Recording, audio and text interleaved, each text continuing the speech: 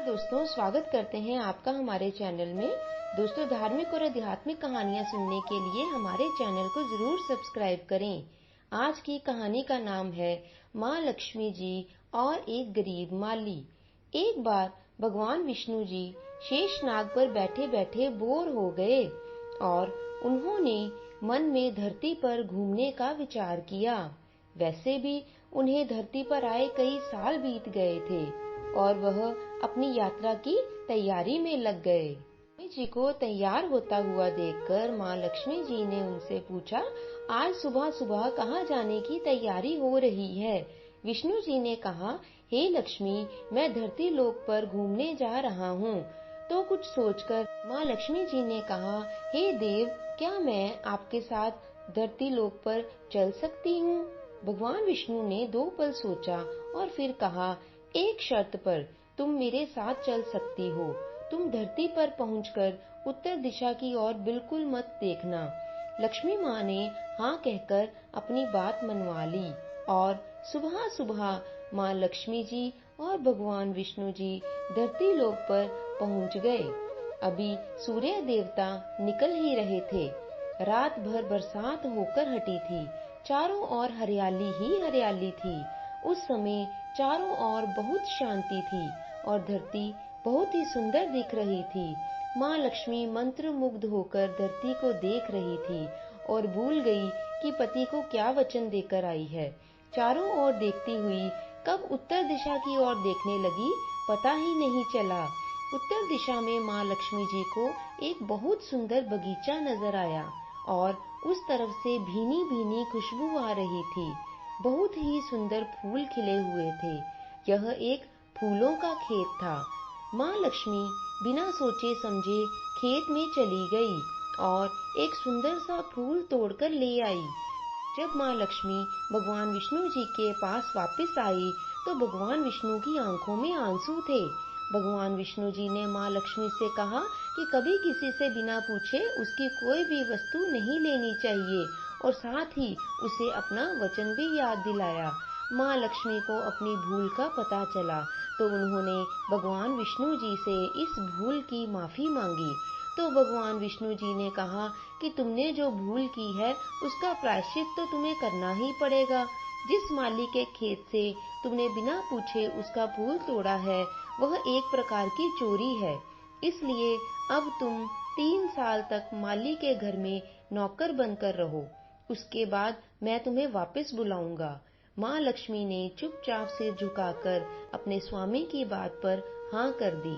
माँ लक्ष्मी एक गरीब औरत का रूप धारण करके उस खेत के मालिक के घर गई। घर क्या, एक झोपड़ी ही थी और मालिक का नाम था माधव। माधव की बीवी, 2 बेटे और 3 बेटियां थी। सभी उस छोटे से खेत में काम करके किसी तरह गुजारा करते थे। माँ लक्ष्मी जब एक साधारण और गरीब औरत बनकर माधव की झोपड़ी में गई, माधव ने पूछा, बहन तुम कौन हो? तब माँ लक्ष्मी ने कहा, मैं एक गरीब औरत हूँ। मेरी देखभाल करने वाला कोई नहीं है।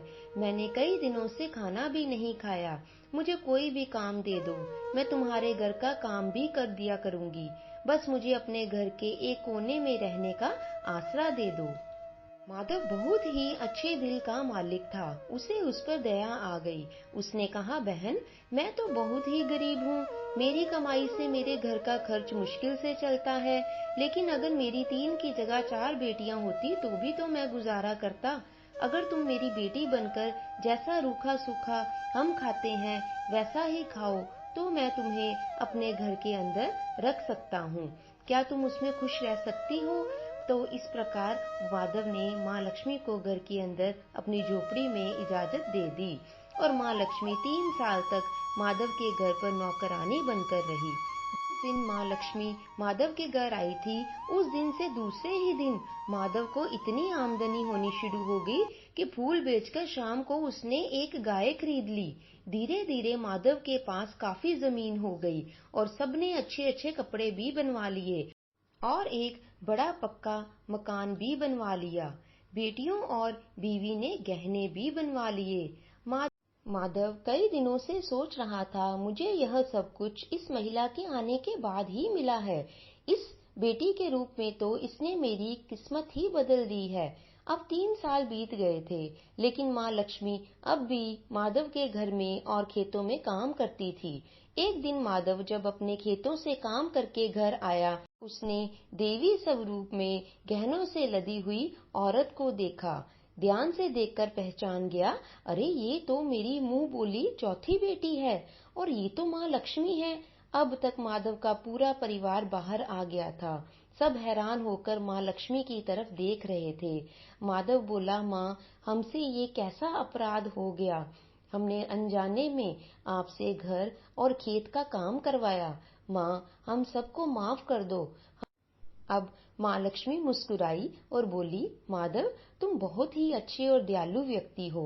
तुमने मुझे अपनी बेटी और परिवार के सदस्य की तरह रखा। इसके बदले में मैं तुम्हें वरदान देती हूँ कि तुम्हारे पास कभी भी खुशियों और धन की कमी नहीं रहेगी।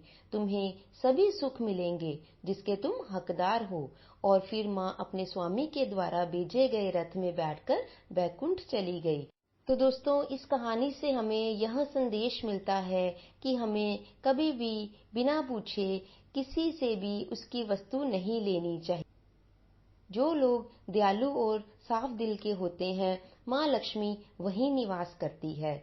हमें सभी लोगों की मदद करनी चाहिए, चाहे कोई छोटा हो चाहे कोई बड़ा हो। और गरीब से गरीब व्यक्ति को भी हमें कभी भी तुच्छ नहीं समझना चाहिए। बोलो लक्ष्मी मैया की जय हो। तो दोस्तों, आशा करते हैं आप सबको हमारी आज यह कहानी अच्छी लगी होगी।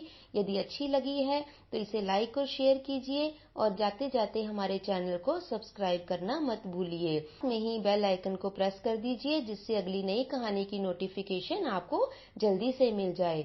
माँ लक्ष्मी जी की कृपा आप सब पर बनी रहे। माँ लक्ष्मी जी की कृपा आप सब पर बनी रहे। आप हमेशा खुश रहें, स्वस्थ रहें, ध्यान रखें, खुशियाँ बांटें। अगली बार एक और नई कहानी के साथ आपके समक्ष उपस्थित होंगे। तब तक के लिए धन्यवाद।